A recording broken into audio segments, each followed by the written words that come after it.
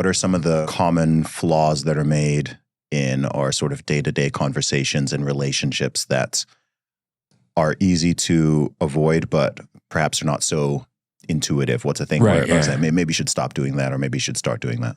Well, there's a difference between waiting for your opportunity to speak and actually listening. So it's kind of two steps. You got to actually listen. You don't have to just indicate interest.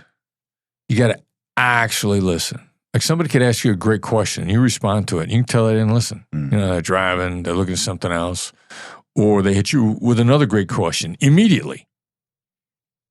And you get the sense you didn't get listened to. And there's a lot of really good intentioned people like moms, like parents. How was your day? Fine. What happened? Nothing. Well, how did they get into that? Because when they asked the kid how their day was, the first time the kid responded, they immediately, instead of showing they heard him, went to, what did you do? Like you gave no indicator whatsoever that you were listening to the answer to your first question. We got no shortage of parents that have learned mirroring, which is just repeating the last three words of what somebody's just said. Teenage daughter comes in.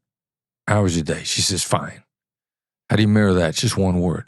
Parents got to say, fine? You know, with that upward curious inflection. Mm-hmm.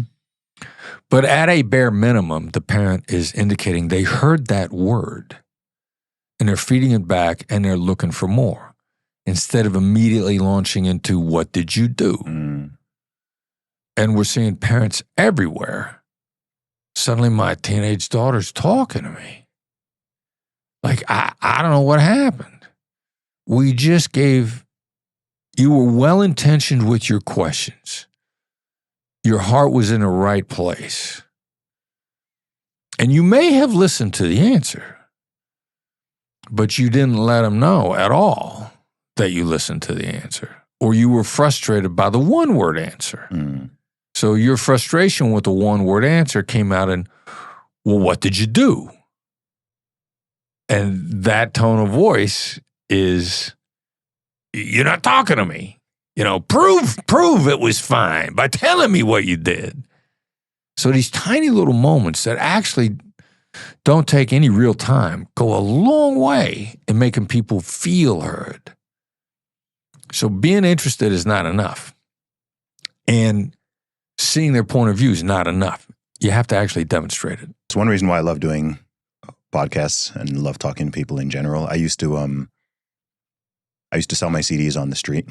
So I've met hundreds of thousands of people and had hundreds of thousands of face-to-face, in-person conversations way before 99% of people who now know who I am, they didn't know me at this time. And so by the time it got to the point of doing other things, I had just had so much experience in communicating with such a broad range of people. I very much pride myself on the ability to speak to, I'd like to think I can speak to everybody.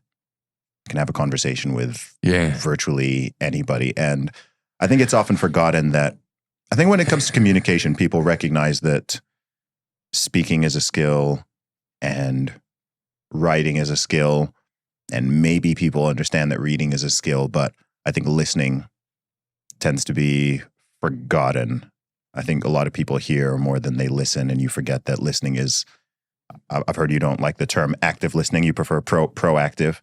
But just really properly listening to someone, I think, is much harder and a rarer skill than people appreciate. Yeah.